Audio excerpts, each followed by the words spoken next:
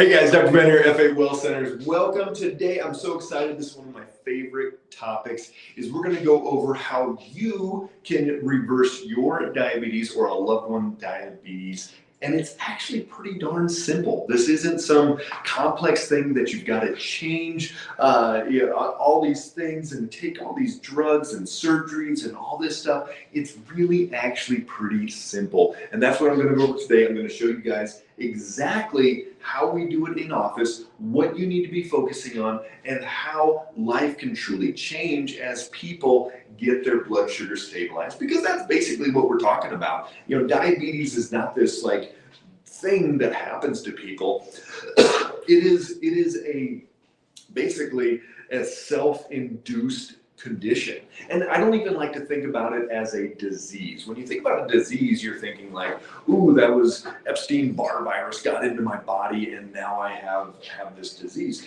Diabetes is not a disease. So I want you to start thinking about it differently, that it's not a disease, it's a condition that we actually do to ourselves. So welcome everybody. Pop down below where you guys are watching from. Love to see you. We get people all over the world, all over the United States, all over Colorado, Tennessee, where we have our offices, and every place in between. Hey Misty, thanks for the share there. So let's get into it.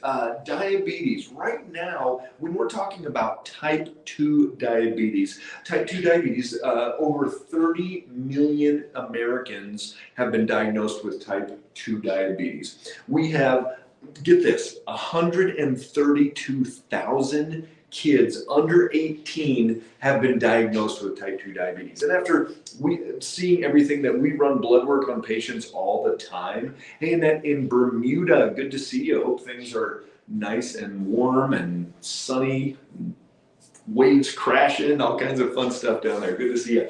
So here's the deal, 132,000, and after we've tested so many of these teens that come in, we have actually found many that didn't even know that they were in that diabetic range. So it happens way, way more, and I'm even going to guess more than that. 132,000 kids are type 2 diabetic. So here's the difference. There's type 1 diabetes and type 2 diabetes. Type 1 diabetes is the autoimmune diabetes. It used to be that was called childhood diabetes, and that type 2 was adult onset diabetes. That doesn't work anymore, because now I see 40-year-olds that get type 1 diabetic because that autoimmune revs up and it actually attacks the pancreas and it's not able to kick out this insulin anymore. And then I've seen 14, 15, 16-year-olds that get type 2, this adult onset, but all that means is it's induced by what we're eating and by what we're ingesting, drinking, eating, anything that's going to cause that blood sugar to go up so much. And basically with type 2 diabetes, which is what we're talking about here, with type 2 diabetes, we are going to be dealing with this condition that is basically the body quits responding to insulin. So let's break this down. So you've got your cell, and on your cell there's a receptor that when insulin goes into that receptor, the cell opens up the door and glucose goes into that cell. So then, hey, we've got glucose going in, we've got oxygen going in, and now we can make energy. So that's the simple process of what happens. But when someone's blood sugar is going up high a lot, when it's spiking, when we're having all these issues, ultimately then the receptor gets kind of gummed up and it won't respond to that insulin anymore. So then we get what's called insulin resistance. And this happens over and over and over. And eventually the body kicks out more and more and more, and that pancreas can wear out. So there are type 2 diabetics that need to actually inject with insulin because their pancreas basically wears out. It's not that insulin resistance it doesn't work anymore, it's that pancreas actually wears out. So most of what we're talking about today is type 2 diabetes. The type 1 diabetes, we can keep people very, very steady if they do what they need to do. But the type 2 is what we're looking at when we're talking about reversible. There's 34 million people in the United States that are pre-diabetic. So, and a lot of those don't even realize it. So this is basically A1C 5.7 to, they'll say all the way up to 6.5. If somebody's at 6, 6.1, anything like that, I consider that in a diabetic range. And in the United States, we're spending at least $240 billion per year on taking care of people that are dealing with issues from diabetes, from that elevated blood sugar. So huge when we're talking about the financial impact on the United States and the sick care model. Basically, I'm not going to call it a healthcare model because treating people with diabetes is not healthcare. That's dealing with symptoms. So basically, what can we do day in and day out? How do we get our patients to reverse their diabetes? How can somebody actually go from being in this diabetic state? And we've got pre and post markers all the time, 8s, 9s, 7s, down into the 5, 5.5, less than 5.7, so not even pre-diabetic. How is that even possible? So one of the first things that people need to do, I'm going to go over 5 things that you can do for yourself or a loved one to reverse diabetes. The first thing that we're looking at is to remove certain things from your diet. And that can be diet of drinking or eating. And so I always say the first thing, you don't drink calories. So you do not want to drink any calories. So here's a water bottle and you're going to be just drinking water. You're going to be drinking things that do not have calories in them. But if you're going, I was looking at, there's this, Dunkin' Donuts has this drink, I can't remember which one it is. Brittany, put down which one that is so people know to stay away from it. I think it's this fall coffee type drink, but it's like, equal to what, 15 donuts, I think it was. It's just crazy the amount of sugar in just one drink. It's a crazy, crazy number. So people, they're like, oh, I just went and got my little mocha latte, whatever. And there could have been 40, 50, 60, 80 grams of sugar in one of those drinks. The Red Bulls, the Monsters, these energy drinks, tons of sugar as well in there. So if you're drinking any calories, you've got to stop that right now. So you want to remove sugar, obviously, from those drinks, but also from any of your foods. Look into different foods. Every label, I want you to read it, and you will be amazed. In ketchups, in barbecue sauce, in all these different places we've got sugar. You go and have this healthy salad at Arby's or any type of fast food place like that, and you put the salad dressing on. We see people blood sugar go up all the time because most of those salad dressings are going to have sugar in them. And then they've got the craisins on there, and they've got some tortilla strips, and they've got candied pecans, all these things that are like, oh, they make it taste really good. Well, yeah, they taste good because it's sweet. So you have to read every one of those labels because sugar is hidden everywhere, and it's a huge, huge part of this problem. The next thing that you want to remove is all of your grains. And so, the simple, in the old days when I was first learning functional medicine, one of my mentors, he said, it's pretty easy. If somebody's got diabetes, you do this. No breads, pastas, rice, crackers, chips, cookies, candies, any type of tortillas, bagels, no grains at all. And he said, because, if you tell a diabetic that, they'll probably still do at least one per day. They won't go down to 0 because basically, to become diabetic, most people have to work to get there. So you've got to be eating a bunch of those things on a regular basis. So if that's all somebody did was just take out every single grain, I guarantee you their A1C would start going out. Hey, Rhonda, thanks for the message there. Yep, make your own, as my son and wife do after a life-changing, eye-opening event. Yeah, So that's where we've got to do it. Start making those drinks, those coffees, all those things. You just start making your own stuff, and that's a big part of it. Alcohol. A lot of people don't like to hear this one, but having a couple beers, having some wine, having some mixed drinks, whatever it is, most of those are going to cause that blood sugar to spike up. That's why every one of our patients, we're using a continuous glucose monitor with them, and we're able to see exactly if that blood sugar goes up, if it goes down, and you can figure out, like I know if I was going to have a drink, it would be a little shot of tequila and some bubbly water and some lime. I know that does not affect my blood sugar. I don't do that maybe once a year or two, something like that. But if I was going to, I know that that does not affect my blood sugar. But if I had that same tequila and a margarita, I guarantee you my blood sugar would spike up. So you've got to learn what is going on there. So remove sugar, grains, alcohol. Those are going to be crucial to getting that blood sugar stabilized and ultimately reversing diabetes. Now, here's the thing I want you to think about with diabetes. Again, like I was saying, diabetes is not a disease state of like caused by this outside thing of this virus or bacteria or whatever it is. It's a self-induced thing. And so that means if it's self-induced, we can uninduce it as well. And so don't think about like, ooh, now I'm diabetic, and then I bring my A1C down, and now I'm not diabetic.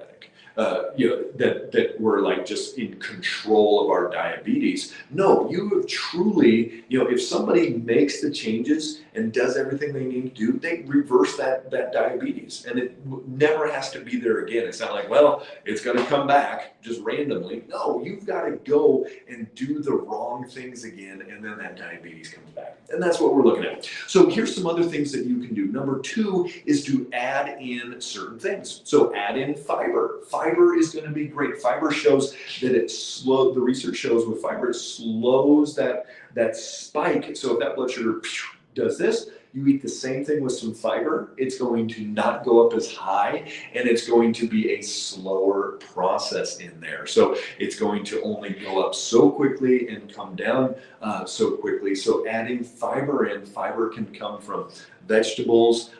Here's a good example. If you just drink a big 12-ounce thing of orange juice, it's going to have the same amount of sugar and the same glycemic effect. Hey, Jerry, good to see you. Have the same glycemic effect as a Coca-Cola. But if you were going to eat, hey Carrie, thanks for the share there. But if you were going to eat that orange, as a whole orange, it would not go up as much as just the straight juice coming out of there. So you want to get as much fiber as you possibly can into your diet. Rhonda, sauces, condiments. If I have a drink 12 years ago now, I would have vodka. So here's sauces, condiments, any of those things. You've got to be reading those labels. Thanks, Rhonda. So you want to add in chromium containing foods. Broccoli is one of the best ones that you can possibly do. Hey Diana, Spearfish, South Dakota, good to see you there. So chromium containing foods, look for broccoli especially. You want to look at magnesium containing foods. That magnesium can be helpful with the blood sugar. That would be almonds, spinach, some different foods along there. You want to look for healthy fats. What are some healthy fats? I like grass-fed butter. So you want to make sure you're getting grass-fed when you get the butter. You can look at coconut oil. You can look at olive oil, avocado oil. You can add avocados to your meals. Stay away from the vegetable fats, but get more of the saturated and more of the fats from olives, avocados. Those type of fats are going to be really helpful, as well as the grass-fed fats. You want to look into good amount of protein at each meal. So if you're going to be eating a meal, make sure there's 4, 5, 6 ounces of animal protein at that meal, a good quality source. So Rhonda, grapeseed oil. It's okay. Depends on the kind that you're getting. Some of them are going to be ultra processed. But I would definitely rotate and not just use grapeseed all the time. Use olive oil if it's on salads and if you're not cooking, so you don't want to cook with your olive oil. You want to keep that one cold. And then if you've got some avocado oil, that is a good one. Coconut oil is another good one to cook with. Derek, I would definitely stay away from the safflower oil, Derek. Any of the vegetable-based oils like that, I would stay away from. Those are going to be more omega-6s versus the omega-3s is going to be from flax, fish oil, some of those good omega-3s that are anti-inflammatory. So safflower, sunflower, some of those are not great. Occasionally here and there, if it's in a salad dressing or whatever, that's fine. But if you're using it day in and day out, I would use some of the other oils that we've talked about. So great questions, guys. So also with that protein, 4, 5, 6 ounces at each meal, that protein is going to keep it nice and steady. And here's another part. So for those of you that are going to eat a little bit of a carb at a meal, there was a study done where they had people eat the carb first, and then the exact same meals, carb first, and then protein and fat at the end of the meal, like 15, 20 minutes at the end of the meal. And they had the same people eat the same meal, but flip-flop them. So protein and fat first, and then the carb second. And the glycemic event was way less when the carb was eaten later in the meal. So kind of interesting on that one. Try it out. Hey, Michelle, do you have a supplement to purge the liver? Yeah, Michelle, it depends what you're purging the liver from. So think about the liver this way. The liver does not hold on to anything. So the liver is not like this storehouse of toxins. The liver actually changes the chemical structure of our toxins so that we can excrete it and get rid of it. And that's the big thing that I look at is, okay, we've got to be able to actually get rid of these toxins. So if you're looking at a supplement to help the liver, you want to actually support that phase 1 and phase 2 detoxification pathway as opposed to like wringing out the toxins. That's why you can go and eat cod liver oil, you can eat chicken liver, some of these different animals, and not really worry about, oh my gosh, they were so toxic, and they're going to be holding on to all these toxins. That's really not the big thing. So Rhonda, I use coconut, almond oils, etc. Yeah, that's awesome. And most people don't say much about grapeseed oil. Yeah, again, not my favorite oil there. So that would be great. All right, so the next thing besides the protein, which is going to keep that blood sugar from going up too high or going down too low, is the low glycemic food. So even if you don't have a blood sugar monitor and you can't see, hey, what does sweet potato or white potato do? Start with just generally looking at the glycemic index. And if you just do a quick Google search, you get one and it's got tons and tons of things on there. So basically, pineapple is worse than apple. White tortilla is worse than a whole wheat tortilla. So some of those things, regardless of whether it's gluten-free or whatever it is, certain things are going to be higher on the glycemic index than others. So you really have to look into in depth into where those that glycemic response is. But then it's going to, hey Misty, I crave pineapple. That could be that it's super sweet and you're looking for this blood sugar spike. So check your blood sugar after you eat that pineapple, and I almost guarantee it's going up through the roof. Those low glycemic foods are going to be very, very helpful. And then number 3, let's get into some supplements here. And these are some things, a lot of people are like, ooh, what supplement can I take for my blood sugar? I go, well, you can't out-supplement a poor diet. So if you're not eating or drinking the way that you need to stabilize your blood sugar, there's no amount of cinnamon. You can take like a cup of cinnamon a day and it's not going to fix your blood sugar. So here's what we're looking at. Chromium, just like we were talking about with the broccoli, chromium is a good one just to help support as you make dietary changes. Cinnamon is good, and I would actually do real cinnamon, not just cinnamon supplements. It's going to be way cheaper, and you can do a lot more of it, kind of like turmeric. You can take a whole lot of turmeric in the powder. So chromium, cinnamon, You want to do fish oil on a daily basis, a good amount and high quality fish oil, and you want to do alpha lipoic acid. And so we want these to be nice, good amounts of supplements in there. But again, that's not going to change it. And I said, every one of our patients uses supplements. We sell supplements, all kinds of stuff, and yet, that is not going to fix what you have going on. So if you want to adjunct, if you want to support, you can do that, but it's not going to fix what you're eating and drinking.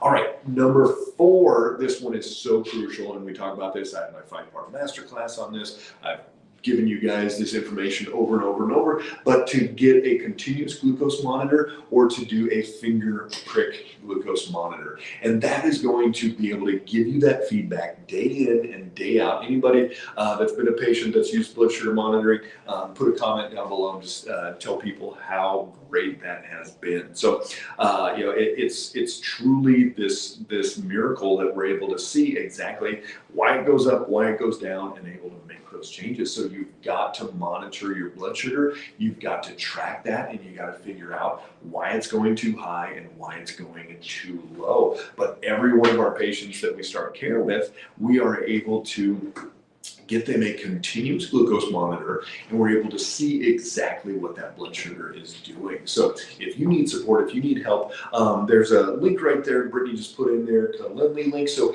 you can schedule a 30-minute discovery call with one of our team members, and they will talk to you about the process of coming into the Colorado offices or Tennessee office, and you'll be able to figure out exactly what is going on and what we need to do to be able to help you, whether it's reverse diabetes or any other condition.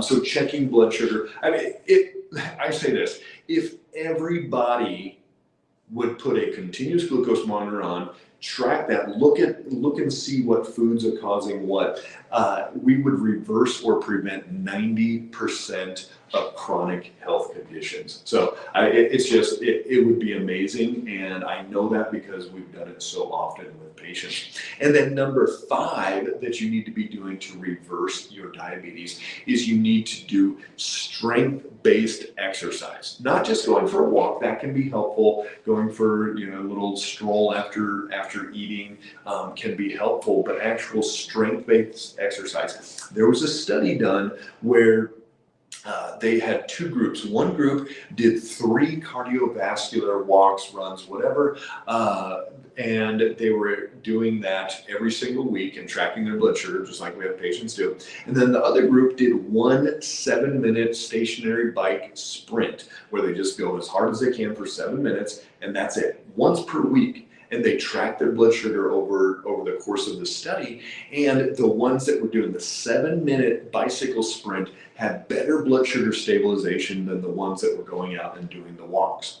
How is that even possible? Muscle contraction takes glucose out of the bloodstream without the use of insulin. It doesn't need insulin to pull that out. And so it's kind of bypasses this whole insulin resistance. It bypasses this whole, I don't make enough insulin. And so if you are doing strength-based exercise, even on a stationary bike, even just doing a sprint, even doing 30 seconds fast, 30 seconds coasting, 30 seconds fast, 30 seconds coasting, even doing something like that, you are going to see miracles in that blood sugar. And for another, it's going to help your energy and some other things as well. So exercise, but it has to be the right type of exercise. Jerry, wearing a glucose monitor as we speak, love it, easy peasy. Yep, Jerry, you are awesome out there in Fort Morgan.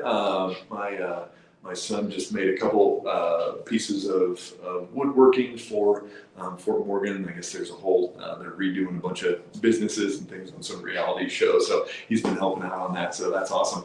And Michelle, are CGMs available without prescription? No, CGMs are prescription only. So unfortunately, when I say 90% of the population would prevent or reverse their chronic conditions, we would have to get everybody, either the FDA would have to approve it, where anybody can just go into the store and buy one, or everybody would get prescribed one. So ours come from a pharmacy to our patients, and yes, you do have to get a prescription for it. That's why we have a special setup for our patients. So here's the deal. Type 2 diabetes is reversible. And that's not going out on some limb or making some crazy claims. We see this over and over and over, and you can do it, or a loved one can do it if you're motivated, dedicated, want to make massive changes. So if you need help, click that link down there below. Send us a direct message. Somehow get a hold of us. We would love to talk to you through this process and help you or someone you know reverse their diabetes, prevent all this damage that's coming down the pike, save money, save time, be happier, have more energy, all of those things. It's totally possible, and you've got the power inside of you to be as healthy as feasibly possible. Take care, guys. Let us know if you got any questions.